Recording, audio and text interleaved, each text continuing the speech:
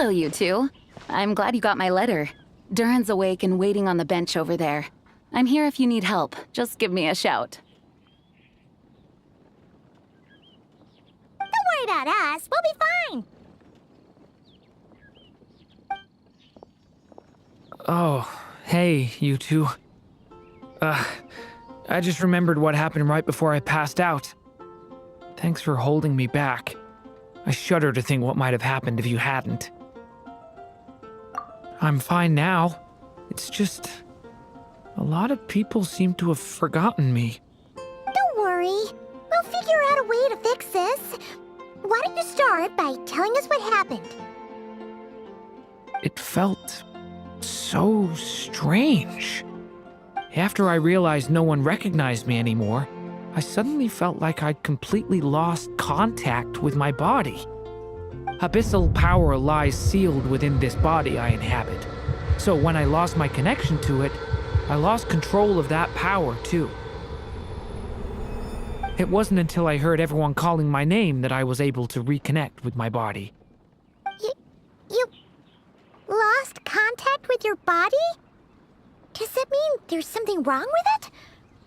Sounds like we need Albedo more than ever. I don't think the problem lies in Albedo's alchemy. Huh. But then, why are people forgetting you? Guess that's what we need to figure out.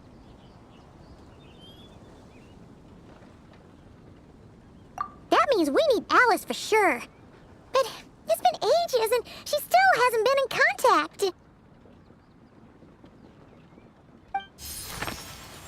Now would be a really good time for a hint. How could the story's budding branches even hope to reach beyond the towering walls? Leaving the castle, the witch went off in search of the tallest, grandest tree in the whole world. High up in the canopy of that tree, she sought a resting place, a refuge where the little sapling might take root. Go to that place, for it was there that the sapling felt its first breath of wind. Huh? Was that another clue? Does that mean the story isn't over yet? Leaving the castle. It just occurred to me. If this story is all about my own experiences, then wouldn't what happened after I left Simulanka be part of it too? But how could she possibly know exactly what would happen? And even if she did, how could we know when the story was complete? Yeah. Since we can't reach Alice right now, we'll just have to get to the bottom of this ourselves. But first, we gotta figure out where this riddle wants us to go. The tallest, grandest tree in the whole wide world. Huh. The only place that ever gave me that feeling was the one I ended up in right after leaving Simulanka. They had great coffee there too, and so many books you'd never run out of things to read.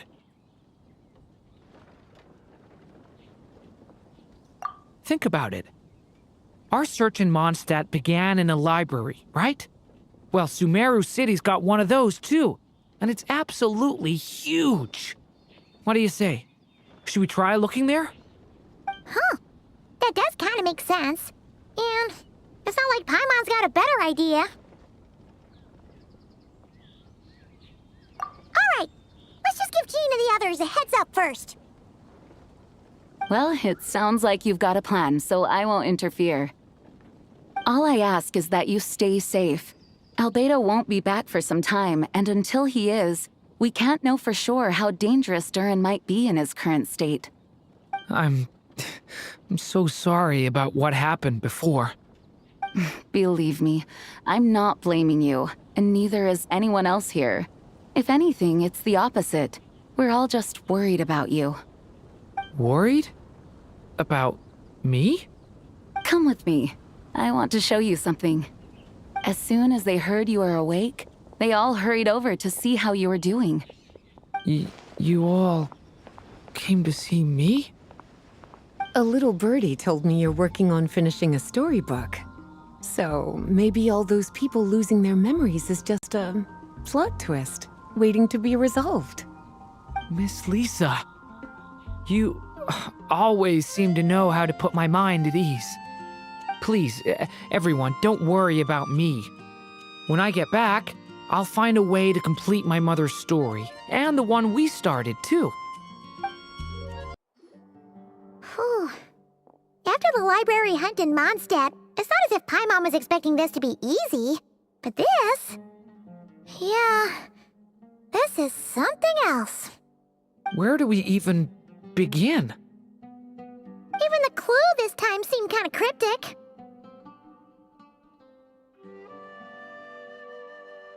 Yeah. Guess the best we can do is stay on the lookout for more weird things going on.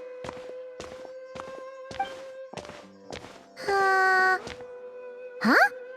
Sorry, what was that? I'm here to return Volume 5. According to the catalog, Volume 5 of this series is not available for loan. I can't accept the return of a book that was never checked out in the first place. Let me put it this way. My copy is complete. Yours, on the other hand, is missing large amounts of content. So you should swap it for mine instead. Sir, you have to understand. Managing a library is a serious business, and we have protocols in place for this kind of thing.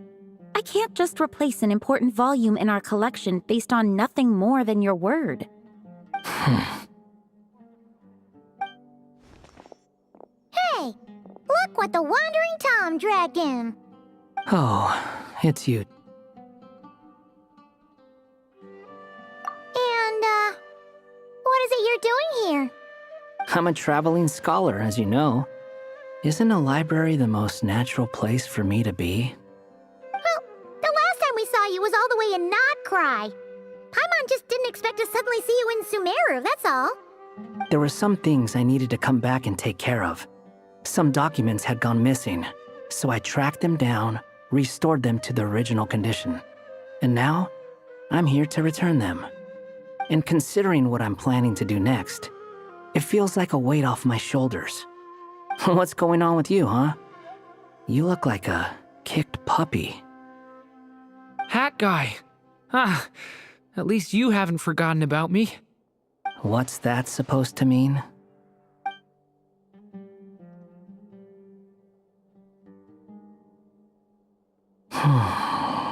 So it's been getting worse. Sounds like you know something we don't. After he left Similanka, he spent some time traveling Sumeru with me.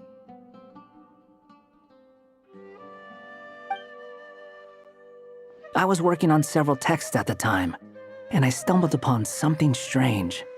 Anytime Durin of Similanka was mentioned, before long, the record would disappear. Which means, all the remaining records on Durin are about the evil dragon that fell on Dragonspine. How did you even discover that? If I remember correctly, Hat Guy loved the time he spent in Similanka so much that he started writing a travel log. That's besides the point. The fact is, you're not affected by the ley lines of this world. I'm sure you can grasp the implications of what that means. His case is different from mine. It's more like the world itself refuses to accept his existence. It started with a few written records, but now, it sounds like it's spread to people who never met him or didn't know him well. At this rate, the whole world might forget him altogether. The whole world? But that includes all my friends in Mondstadt, and even Hat Guy, too. So that's what you've been worried about all this time? Why didn't you just tell me? There are more important questions right now, like figuring out how to fix this. That mage clearly cared a lot about her child. She left that book behind for a reason. If you want answers, isn't that the place to find them? You think that didn't occur to us already? Problem is, we need to find the memory that unlocks the next chapter first. Mind if I take a look? I just want to know what secrets this book is hiding. Besides, I've run into a bit of red tape, so I've got time. Of course. Be my guest.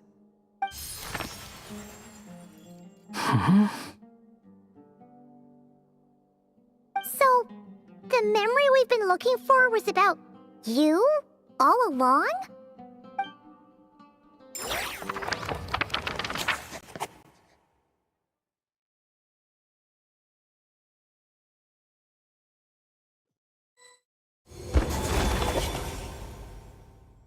The little dragon became companions with a stray cat with dark blue fur. It was a friendship born of all they had in common. He left his castle at the stray's invitation, setting out to explore the world beyond its walls. There, he grew fond of the outside world, eager to make friends and share the story of his life. Taken by the dragon's story, the stray tried to write it down. But he soon realized that no matter how he tried, it would always warp into the evil dragon's tale.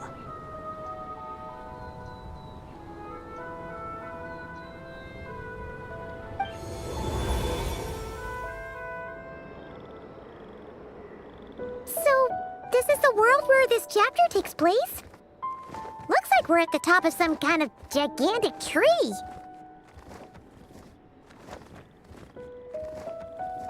This one must be about what happened to me when I first arrived in Teyvat.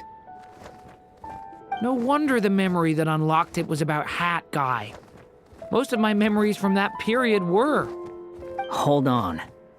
Anyone want to explain how I ended up looking like this?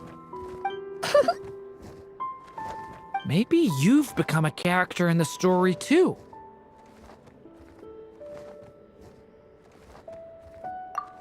You see me as a stray cat? A wandering Tom, to be exact. You should count yourself lucky. Of all Durin's friends, your character is by far the most memorable. Maybe it's because I've known Hat Guy for longer, so my impression of him is more vivid than the others. Vivid? Then how come you haven't changed one bit? Guess that means the impression the Traveler left was so vivid, it didn't need changing.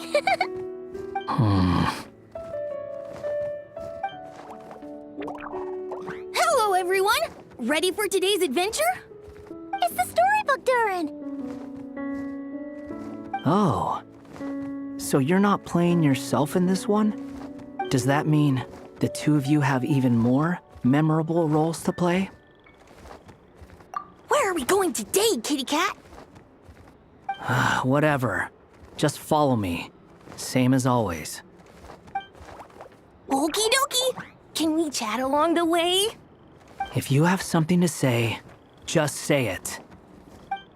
Was that seriously how the two of you communicated when you first got here? Yep. Anyway, how do we get ourselves out of here? Usually, the narrator gives hints to help us figure out what to do. Speaking of which, about time we got some of those, don't you think? The story's vines had woven themselves together into a giant tree, the boughs of which a little storyless dragon now paced, homeless among its leaves. He had to find a way to leave this place and set off in search of a home of his own. If he stayed, the world would erase him from its memory altogether. To leave this place. But where am I supposed to go? The little dragon felt completely lost. Just like the vines, the road ahead branched off into different directions, twisting and turning before disappearing into the mist. But as luck would have it, a prophetess waited up ahead. Perhaps she might know where each path might take him.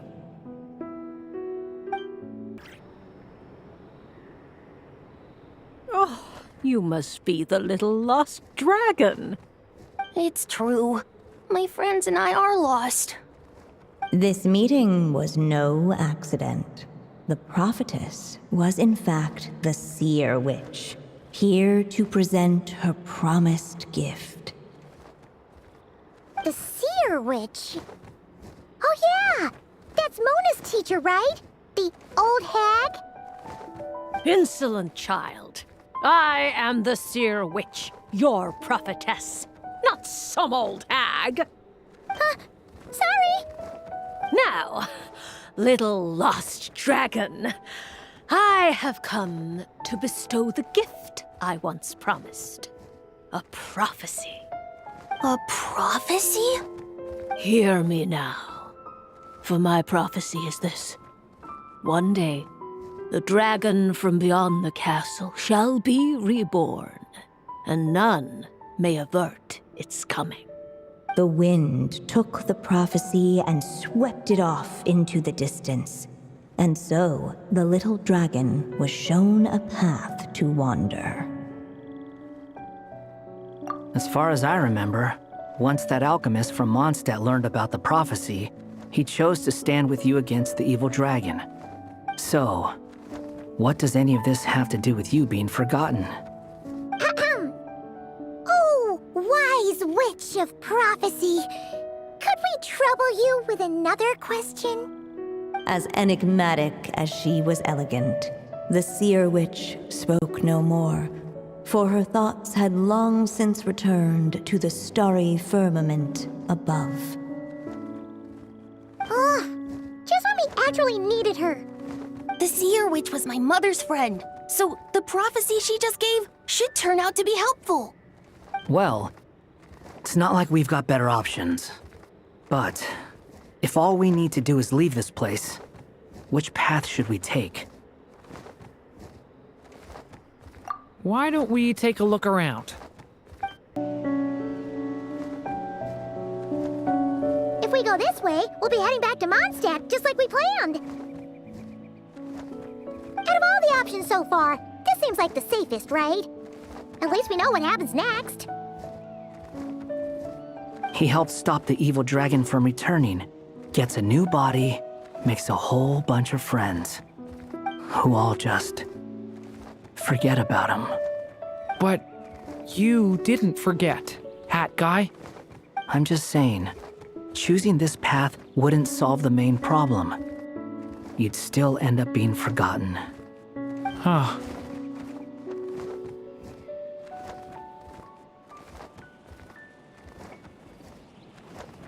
I'm not against choosing this path.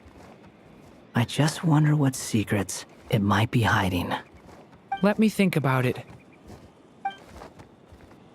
Unable to preserve his story, the little dragon wandered astray. Fortunately for him, a certain prophetess had left behind a prophecy to guide him. The wind took the prophecy and swept it off into the distance, and so the little dragon was shown a path to wander. Following the wind's guidance, the little dragon made his escape. In turn, the prophetess affirmed the little dragon's choice, leaving an extra secret as her parting gift. Now that you've made up your mind, I shall keep my promise by explaining fate's little trick.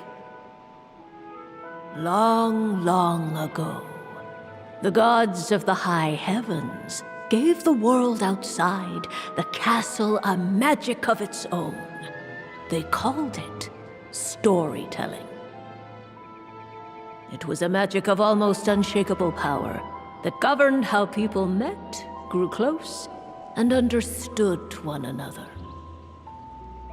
Each person had a story meant for them and them alone, one whose ending was written in the heavens long ago. In truth, your story and the evil dragons are simply two versions of the same tale, and that is something the magic of storytelling cannot abide. Beyond the castle's walls, your story cannot take root, for the evil dragon's tail has done so already.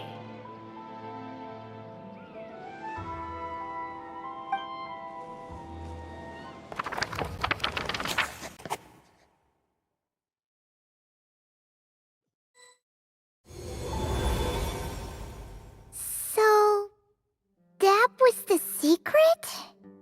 Huh.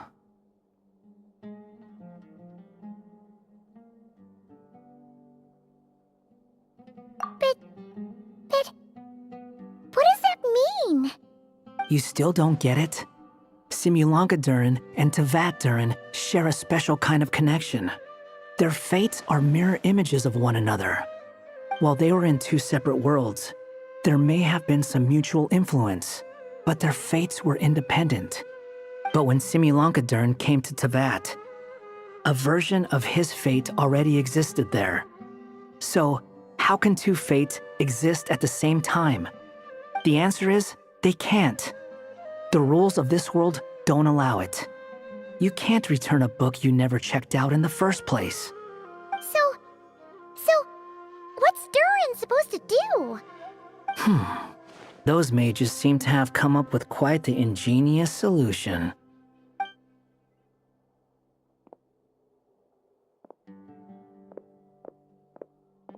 I'm here to make a return. As I said, there's no record of Volume 5 of this series ever being checked out. Then just think of this as Volume 6. Based on what I know, the author was planning on publishing another volume anyway. The catalog does have a slot reserved for Volume 6. So, this is it?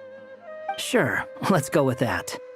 All you need to know is, I'll be the one writing this series from now on. You...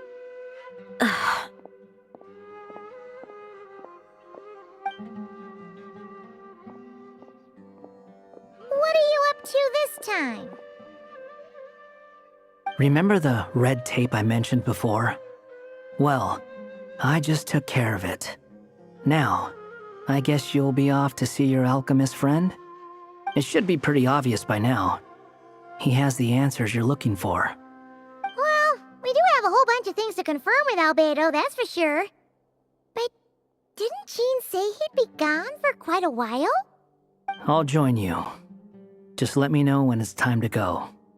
Hat guy? Don't sound so surprised. I'm part of this story too, aren't I? I'm just playing my role. Well, yeah. But it's not that. I just feel like you want to help, but something's holding you back. When I first realized you were being forgotten by the world, I thought it might be because you spent too much time with me. I even thought cutting our ties might be the only way to fix it. Why would you think that?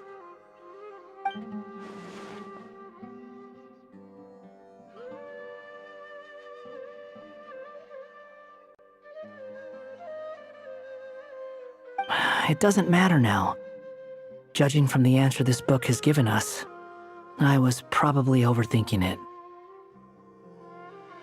Just as well, with the ley lines rejecting him like this, the people who still remember him are his only remaining connection to this place.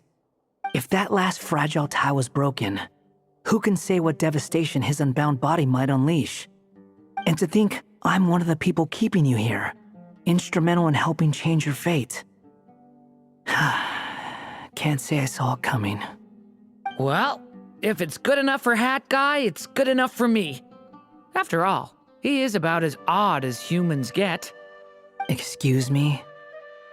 With some people, even if you try asking a simple question, they'll always give you a complicated answer.